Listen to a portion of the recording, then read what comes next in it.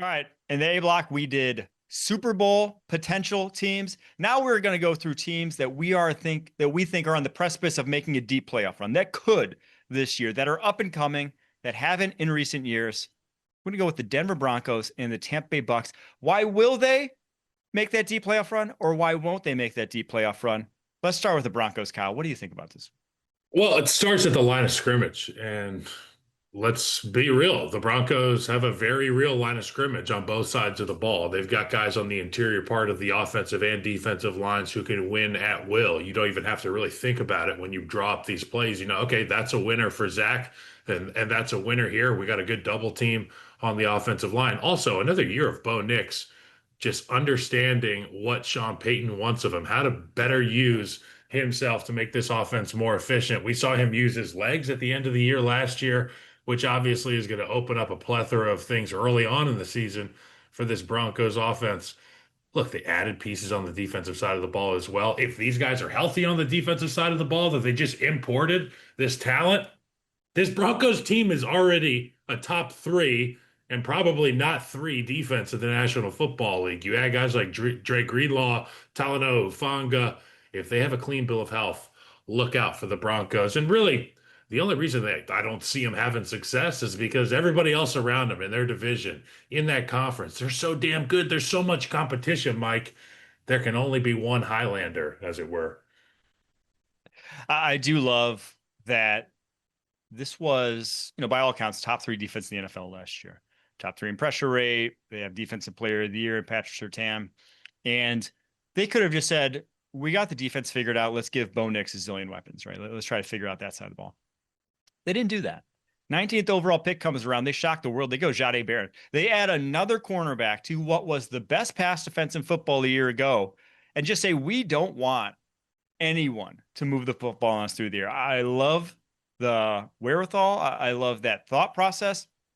And then they come back around. And again, like I said, number one pressure rate in the NFL last season.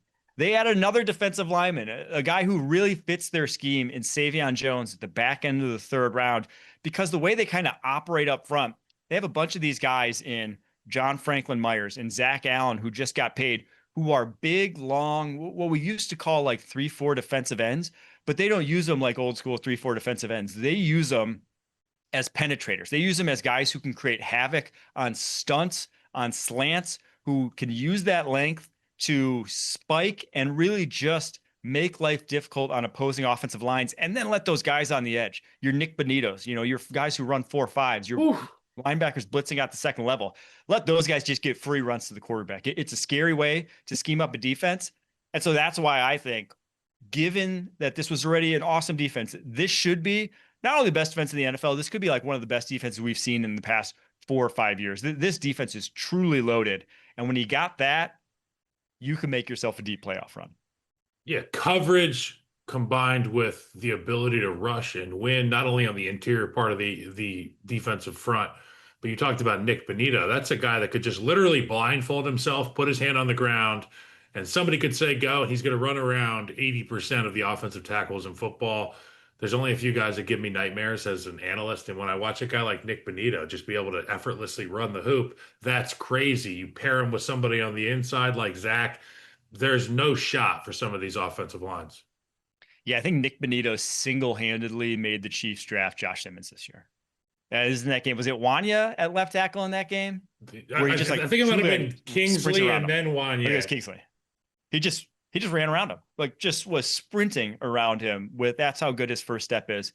Now, the why won't they, I think, is obvious for the Broncos. Not obvious, but like, it's because the top of the SEC is so good. It's because when you go pecking order of quarterbacks in that conference, there is a tier one, and Bo Nix, at least what we saw from him as a rookie, he could make a big leap forward, but he ain't close to the tier one, right? He may not even be tier two in that conference. And I think that's the biggest thing right now is, what does Bo Nix have for a second act? What's his ceiling at the NFL level? Because he was old coming out. He was a 24-year-old quarterback in the draft. He played 5 years of college football, so experienced, and he's gotten better every stop of the way. But at some point, everyone reaches a plateau. Everyone ends up being their best. And what is his best? Is it good enough to hang with the rest, or are they going to need to be really perfect for this team to make a deep playoff run? All right, the other So team what we here, got next? NFC, Tampa Bay Buccaneers. I say they have made deep playoff run. Like this incarnation of the Bucks. Obviously, they won the Super Bowl back in 2020. That was with Tom Brady. That was with a vastly different team. Not a lot of holdovers from that era anymore. But this team, with this division, with this schedule, this is easily the best version of the Bucks team since they won the Super Bowl in my mind. Yeah, I mean, just the skill players that are going to be taking the field, the health that they're going to have back, with potentially getting Godwin at 100%. Mike Evans, still no real drop off. Baker Mayfield, the fearless leader. And then you bring a guy like Emeka Ibuka into the building, and you have so many options. And last year, obviously, Liam Cohen did a great job, and Tristan Wirfs makes anybody's job easy as an offensive coordinator. But now, with these weapons and having that veteran at quarterback now, in Baker Mayfield. You got to just trust the process that Baker Mayfield's going to make the right decisions. And if Tristan Wirfs can stay healthy, this group isn't going to be outmatched on the edge. And Baker, with some time and some confidence, it's going to be scary again. And like you said, this could be the most talented group we've seen since Tom Brady left. Yeah, I think it's pretty obvious in my eyes that it is. And it's a hat tip to Jason Light, how he cobbled it together post Super Bowl run, because that wasn't all in run. I mean, they made cap moves, they made trades to do all they could to make that, that small stretch they had with Tom Brady as good as it could possibly be. And now they've rebounded. And I do think certain positions on this roster, they're amongst the deepest in the entire NFL. Everyone knows about wide receiver. Of course, they're amongst the deepest in the NFL. They go like 5 deep there of guys that could start in different teams around the league. Secondary as well, with their second and third round picks from this year, and Benjamin Morrison, Jacob Parrish, 2 guys I had a lot higher on my board than where they ultimately came off, and defensive line. I think they've reloaded very well along this defensive line, adding Hassan Reddick in free agency, adding Elijah Roberts in the 4th round. I think this second group is going to be a group that's still feared, that can still get pressure on opposing quarterbacks. And their first group could be as good, could be a top 5 unit in the NFL. But the one position, the one why won't they, in my eyes, the offensive line, because that is not a thin group. We've talked about this before. But even with just Tristan Wirfs going down, it's Charlie Heck coming in there. Kind of a journeyman, former day 3 guy brought in.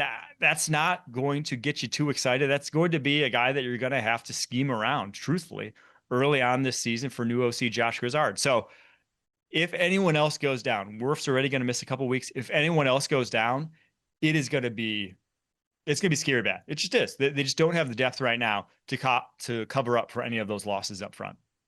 Hey, I'll say this about the Tampa Bay Bucks, and I don't think it's said enough. Todd Bowles, pretty awesome. Would love to play for that guy.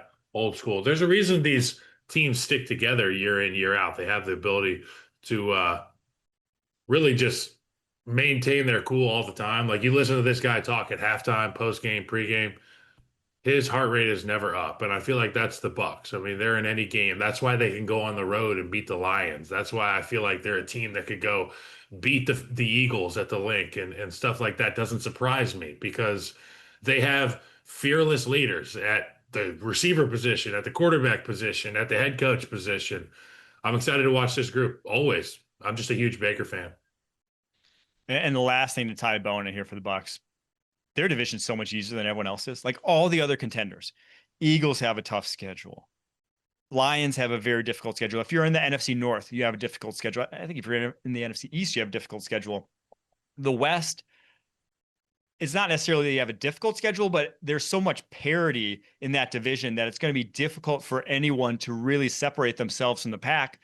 Whereas in the South, it's like it's the Bucks, it's the Falcons who are kind of interesting, and then it's 2 teams who are still really trying to fight their way out of a rebuild and who are not ready to compete for the big time just yet in the Panthers and Saints. So they have the easiest go of it of any of the contenders. So because of that, they could get the 1 seed. It would not surprise me whatsoever if that's the case.